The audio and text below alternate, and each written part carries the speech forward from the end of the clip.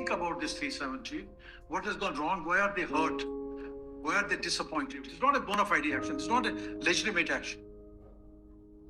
I would only pray when your lordship retire to the chambers and dictate the judgment in this case.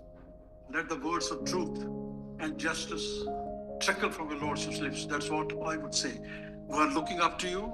We have full confidence in this court, and we believe that the justice will be done to the people of the state of Jammu and Kashmir.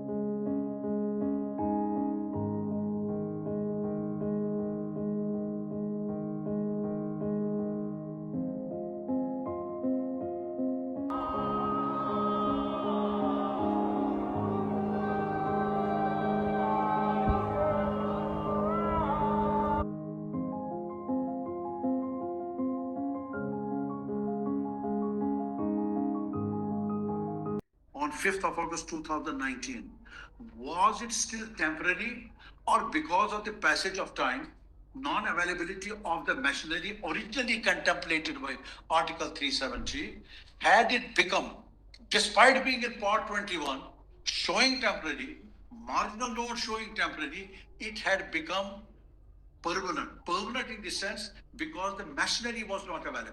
No. I'll just I'll clear it more. Testing this proposition, Mr. Shah. Suppose that machinery was to be created, can it be removed? Is your argument that when you say it has acquired a permanent character, if the machinery which according to you is the appropriate machinery and which did not exist for 370 to be available. Yes. If that machinery was to be recreated or created or in existence, then 370 could be removed.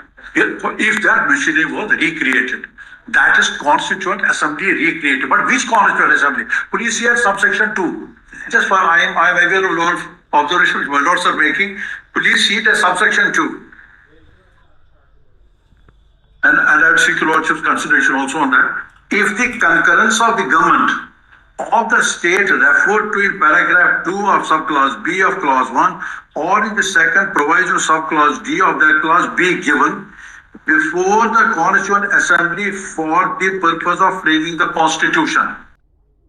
Something will have to be said because this is a last resort. If assuming, I don't know what your lordship ultimately when the lordship will retire to the chambers and dictate the decision. But ultimately what happens? Either it goes for all times to come. 370 as it is. Or we get back what we lost on 4th.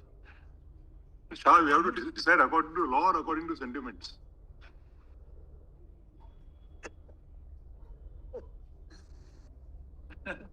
One more thing I wanted to say. People are happy because of the development, because of the employment opportunities.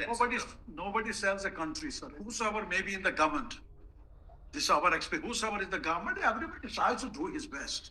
All government, nobody sells the country as such. Roads are made, maybe you make it a greater scale, somebody made it a smaller scale. Hospitals are built, education institutions, that all governments. We need not go into all those because. No, sorry, Sir General said so. So therefore, I'm just saying that's all the governments do, of course. Good things always happen. We're addressing a constitutional law. The governments were allowing constitutional application orders, but somebody wanted to have all the golden eggs in one go. So they killed the hen on 4th. The governments were for last so many years giving concurrences, consenting to it. You apply this order, 54 in number. That is not the way you deal with the states. Whatever may have been the situation in the state, whether it's national security, whether it's anything else, those are the matters of law and order.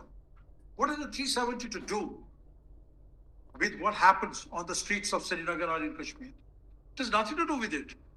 May I tell your lordships, all the laws which were applicable to us prior to 2019 continue to be applicable to us.